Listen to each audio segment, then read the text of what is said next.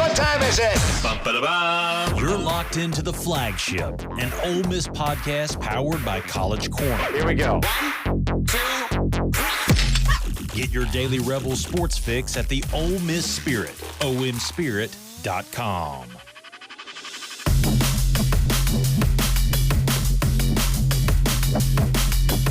Welcome to the Flagship in a brand new sparkling studio here. Thanks to our friends at On3. Got a little facelift here, and our good buddy Pete Nakos is here, the inaugural guest in the brand new studio. Before we get Pete in here, talk a little NIL, a little football recruiting.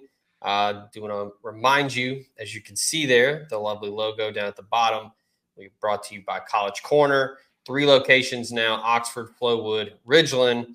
They've got the brand new space in Oxford, fantastic, 4,000 plus square feet. You look, it's we're almost already to July, so you need to go ahead and start getting your affairs in order for the Grove. They've got tailgating supplies there. If you need a little belated Father's Day gift, they got you covered there. They've got polos, T-shirts, all of that, and more. And look, if you can't get to one of the brick and mortar, you can go check them out, collegecornerstore.com. Scott and the folks over there take care of us, and they will take care of you. Pete, good morning. Welcome in. How are we doing? I'm good, man. How are you? Good. This topic came up a couple weeks ago, and I was in Tampa at OT7 finals, and then it kind of popped up here on my radar just now. Ole Miss wide receiver target Winston Watkins Jr., he was one of several 2025 prospects, I should say, that signed with Adidas as part of their AD07 class, a brand-specific NIL deal. It was him, got Tyler Atkinson, Caden Dixon-Wyatt, Madden Imaliva, Vernell Brown III, Madden Williams, Chris Henry Jr., and then Winston Watkins Jr. I talked with some guys while I was there asking, like, hey, do you think this will be a thing with like brand specific deals like this that could alter recruiting? You know, that's been a thing for decades in basketball recruiting, where if you play on a specific AAU travel team that's sponsored by Nike, that's going to help the Nike schools recruit. Just, follow the money. And I wanted to bring you on because I'm interested to see if this invades the college football space. Is this going to be a thing where, this is going to affect prospects who have these deals with Adidas or Nike or Under Armour or Jumpman, how it affects the recruitment? So let's start off with a starting point. This is the first time a Nike and Adidas and Under Armour has signed a high school football player from what I can recall. This past football season, you had Michael Penix and Roma Dunze, both at Washington, who ultimately led the Huskies to a national title game. They signed with Adidas. It was a no-brainer. They rep Washington is an Adidas school. These sorts of instances have really popped up a lot, though, in basketball. Nike signed Bronny James when he was a junior in high school. They also signed Juju Watkins before she even stepped foot at USC. Other interesting things too. You had Haley Van Lith, the Louisville star at the time, signed with Adidas when she was still there, and then she transfers to LSU, which is a Nike school, and she still worked with Adidas. So what I'm getting at here is in the small case study that we have seen, it has not been a make or break in a recruitment. Obviously, these contracts are not set up in any way where Adidas is telling athletes they now have to attend Adidas schools. That's obviously not legal. That's where you really get into the old sketchy stuff that we saw in basketball. That has really taken a backseat, actually, because of NIL collectives. But getting back to your question here, I don't think it impacts where Winston Watkins, who's a huge Ole Miss target at the moment, don't really think that impacts where he goes. All that said, though, it is an interesting relationship. It does appear sometimes with some of these campaigns, right, like the high school campaigns and stuff, like they're really one-off deals. I will say Adidas kind of went all out for this, and they got them together for a photo shoot. So won't be surprised if there's some expectation down the line that he has to, I don't know, post something else on Instagram or something like that. But it is going to be an interesting case study to see where these group of athletes land, how many go to an Adidas school. By no means is it a lock they go to an Adidas school, but all that said, it is interesting. And does Nike try to get involved now, right? Things like that. Like, we there's a lot of talented quarterbacks, right, in high school. Does a brand try to make an investment there in the near future? Sure. Not sure about that, but those sorts of things will be the things we watch. Yeah, as of now, it doesn't seem to be an issue because I'm fairly certain the timeline of this. So Winston Watkins Jr. shows up in Tampa. Adidas sponsors. They have a partnership with Overtime, so they were the title sponsor of the OT7 event. Winston Watkins shows up Thursday. They had a combine. I believe they called it the throwdown. He signs the deal. They do the photo shoot. Then he leaves to go to his official visit at Ole Miss, which is a Nike school. Maybe it wasn't an issue because it was still pretty fresh. Maybe Adidas told him, like, hey, we don't care. So as of right now, it doesn't seem to be an issue. This came up on my radar again because Winston Watkins has canceled his Ohio State official visit, which is a Nike school, and is now going to Indiana this weekend, which is an Adidas school. Look, all due respect to the Hoosier program, falling on some hard times as of late. They make the hire of Kurt Signetti, who was really, really, really good at James Madison. So maybe that's it, Pete. Maybe it's like, hey, I'm going to go see what this staff has got to offer. They were really good at JMU. Let's see what they've got going at Indiana. But it just kind of like piqued my, the antenna went up a little bit where I was like, oh, Adidas school makes sense. So yeah, maybe that's a thing Adidas can do. It's like, hey, you're already with Adidas, so like, let's work out a deal. Right. Yeah, I do wonder. I think it's more of a thing that Juju Lewis is taking Indiana seriously. That's kind of my viewpoint of like, he's kind of setting the trend of maybe some top tier recruits going to check it out. Juju Lewis, by the way, has a deal with Alo Yoga, the same company that Caleb Williams and JJ McCarthy had deals with when they were in college. So Alo does not sponsor any football program. So that's like one interesting wrinkle there. But yeah, I don't know. I think Indiana is actually really starting to make some headway on the recruiting trail. I'm well aware this is an Ole Miss podcast, and we don't have to go down that road. But they're doing good work right now in Bloomington. Yeah, I know our very own Steve Wiltfong wrote about Juju Lewis's relationship with Tino Sunseri. It goes way back. Yeah. He's the quarterbacks coach, co-offensive coordinator there. So maybe, hey, some old school recruiting there, Pete, where it's like relationship building. It's not all about NIL or that sort of thing. That's still a factor these days. It is a sure factor. Yeah. But yeah, that's probably, hey, Winston Watkins was like, hey, well, if Julian Lewis is going there, maybe I should go check it out. Yeah. But yeah, I'm interested with Nike because we all know Nike is just the behemoth in the brand game, but they've got money. So if they want to just try it out, test run. Yeah, it makes so much more sense in basketball because the return on investment is so much quicker, right? That's what you have to think about if you're putting on the brand's glasses and trying to see it from their viewpoint of like Bronny James. They signed with him right before his senior year of high school, I believe. He then goes to USC, which is a Nike school, but then he's also back in the NBA now within a year, which is going to give Nike the most exposure. And he's going to be next to his dad. So the one other interesting thing that we can talk about when we talk about brands here. So Maryland, right, has been a major Under Armour school from the beginning. They just re-upped that deal for another, I'm not sure about the time, probably 10 years or something like that. But an interesting wrinkle there is Maryland and Under Armour have announced that they're going to kind of launch like an Under Armour brand ambassador program for athletes in College Park. And that sort of marketing campaign has been used by Adidas at all their schools across the country. that is one thing Nike has not done, right? You've seen some like really interesting, cool, high level deals that Nike has done, but they've yet to really like go all in and launch a brand network across the country like Adidas or things like that. So is that something they choose to do? I'm not sure. I don't think they're worried about retaining athletes at Nike schools. But it is something to kind of keep an eye on. And then obviously the Jordan brand is out there too. They've done some women's basketball deals. They have not done a football deal yet. Yeah, and that's been, I'm glad you brought that up because we can talk about that because that can be almost specific. That's been a in the rumor mill for years, probably 5 years now with Kiffin. Kiffin has been very upfront pushing for Jumpman. He wears Jordan all the time. The staff, I didn't know that. The staff wears Jordan brand shoes all the time.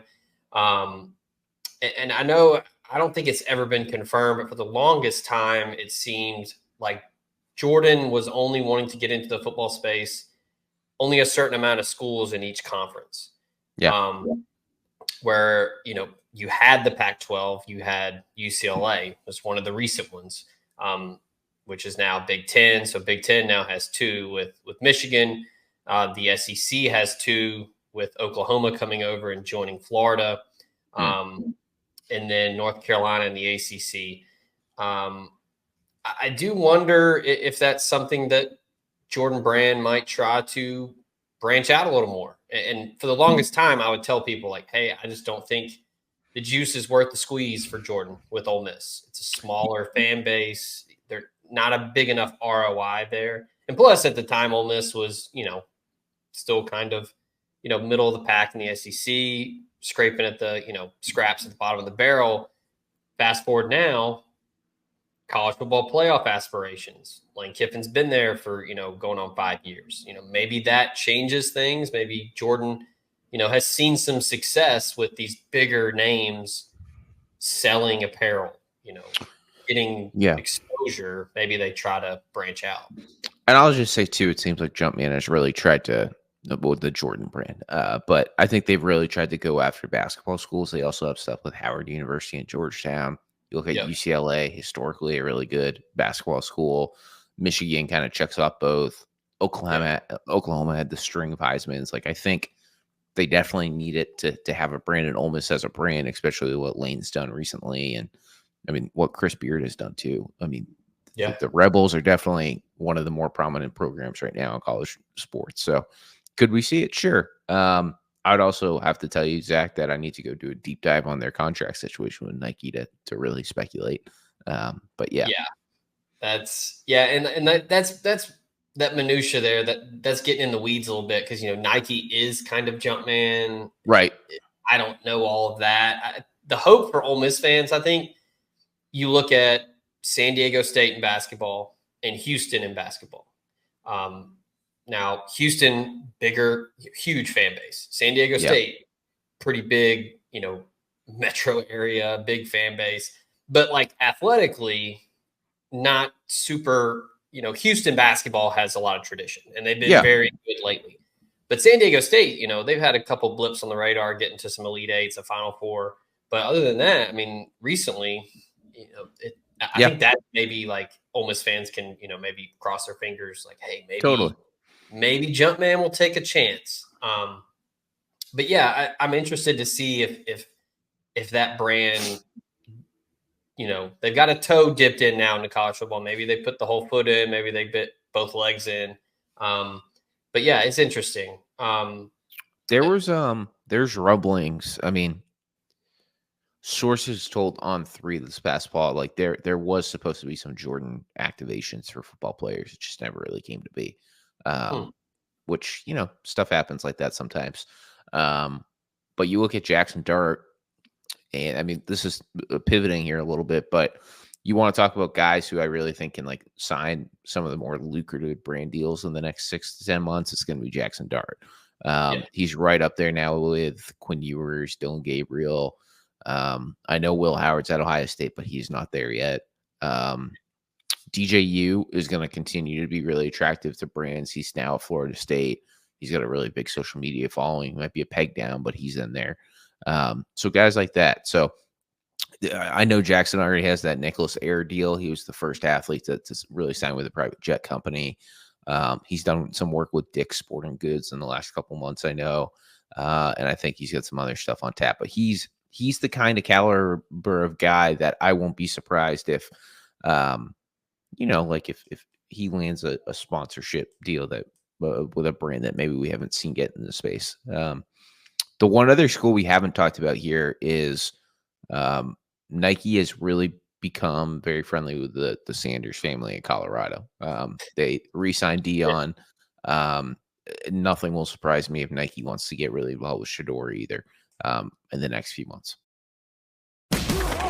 The College Corner is headed to Oxford. Stop by their new location in the Oxford Commons off Sisk Avenue. They'll have 4,000 square feet of Rebel gear ready for your trip to the Grove. On your next trip to Oxford, stop by the College Corner or our other great locations in Ridgeland and Flowood. Hats, shirts, polos, pullovers, sweats, t-shirts. College Corner has it all. And as always, you can visit us online at collegecornerstore.com. That's collegecornerstore.com. The College Corner, where your game day apparel meets.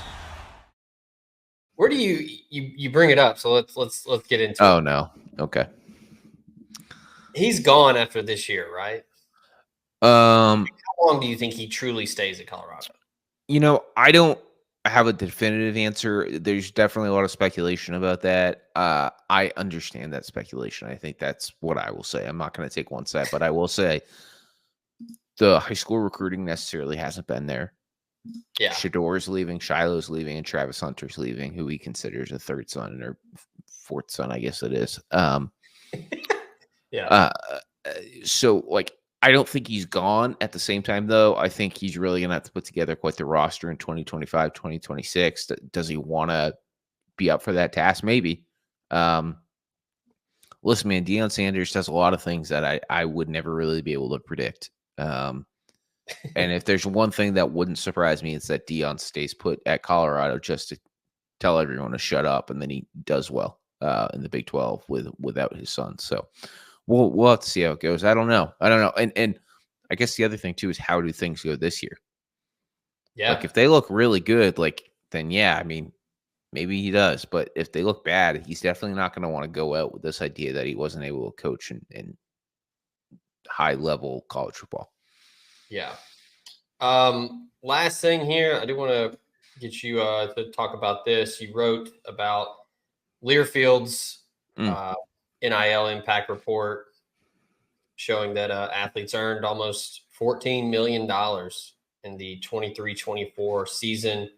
I mean, the multimedia rights holder, 160 Division I athletic programs announced that it turning its Compass app, which is used for opt-in licensing campaigns, which is the big one, EA Sports College Football 25. Which I would be remiss if I didn't give a shout out to my wife.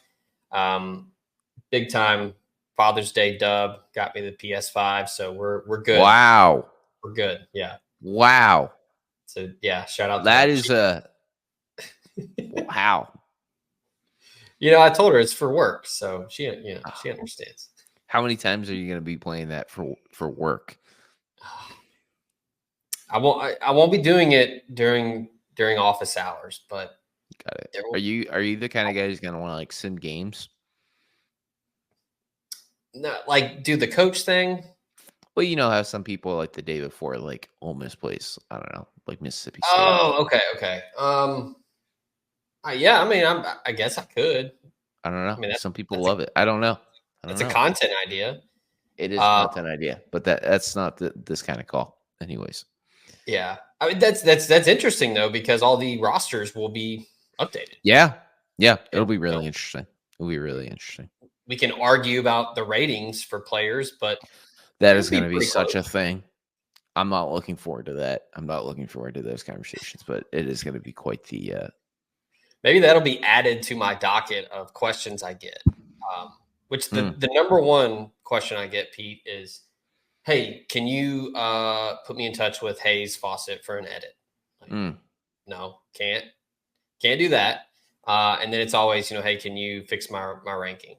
Yeah, do that either. But now maybe it'll say, "Hey, can you fix my rating on EA Sports College Football 25? Well, And then you'll send them on to me, which is when I can deliver the news. No, we can't. oh man. But so this Learfield thing, I'll break it down for Yeah. you. So Compass is their version of like an Open Doors or an influencer, right? You guys know what that is. That's where a lot of, not all the NIL deals, but a portion of NIL deals get done. So Learfield is pivoting this Compass app, which was integral for EA Sports College Football 25, which has really been used as a licensing app. They're going to turn it into a deal-making platform. It's going to be interesting. It'll be the tech's good. The question is, does it all work out? We have to see. And yeah, they did release this impact report. 13.6 million. I mean, that is a good number of dollars. At the same time, the median deal's 3,000. I think the same thing we've been saying now for a year and a half remains true. The top players in sports are going to get dollars, but for a large portion of athletes, yeah, I mean, there's not like, I don't think there's as many random brands working in the spaces that maybe there were in the first summer who just wanted to do it for the, for the something cool. Like, hey, look at this. Like, this is what we did. I think now more than ever, it's really become evident that the top athletes, the athletes with the social media following, things like that, those are going to be the people getting the dollars.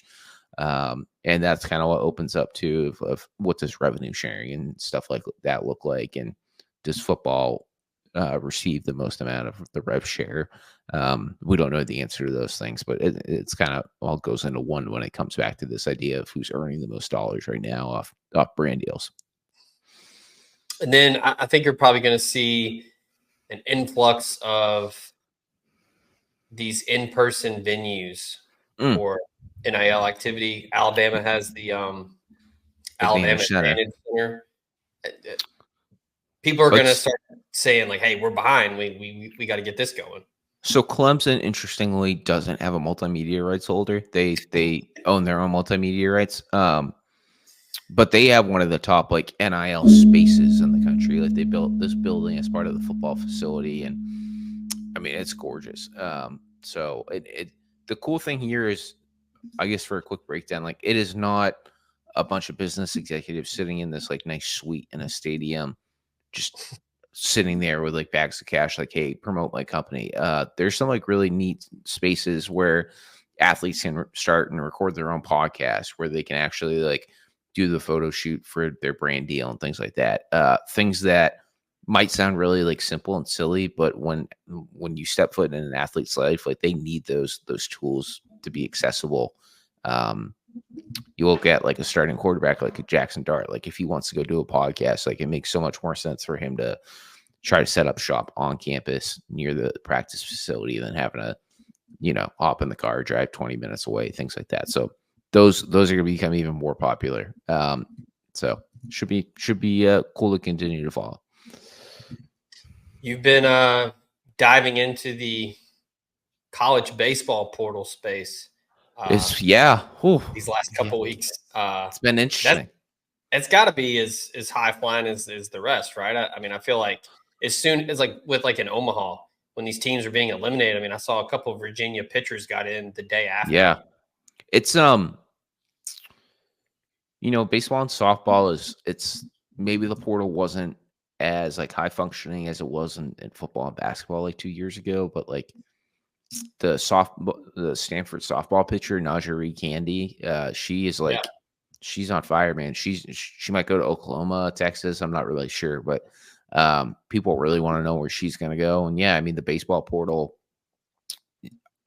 I'd have to do somewhat of a study and see like what the entry number is. I think we're at 2412 right now for the academic year for baseball, for Division I. I mean, but that's a lot of players, man. That's a lot of scholarship athletes jumping on the portal and trying to find new homes. And I'd be remiss to mention too, I mean, NIL is a thing in baseball, just like it is in other sports. And maybe the dollar figure at the end of the day might not be as large, but guys want to transfer. And if one school can offer more NIL dollars in baseball, that means that they're not paying out of pocket for tuition, because how that scholarship situation is right now in the sport. Yeah. Ole Miss heavy in the portal as they will try to bounce back from another disappointing season. We have lots of portal activity, baseball information at omspirit.com. Very own Chuck Brownsville and Ben Garrett have been plugging away at that. Ole Miss just hired a pitching coach. It seems like the emphasis on portal is ramping up this is the time of year where you're re-upping your deals with current players. Yeah. The Grove Collective just launched out just a barrage of tweets this morning. Lots of basketball guys re-upping or signing. Soccer, softball, volleyball. I mean, this is the time of year when, hey, it's summer, but we're trying to get some deals done. And I think that this is, especially for Ole Miss baseball, it's kind of a make or break year for Mike Bianco and company. They got to get it right. They got to get some guys in to be instant impact dudes.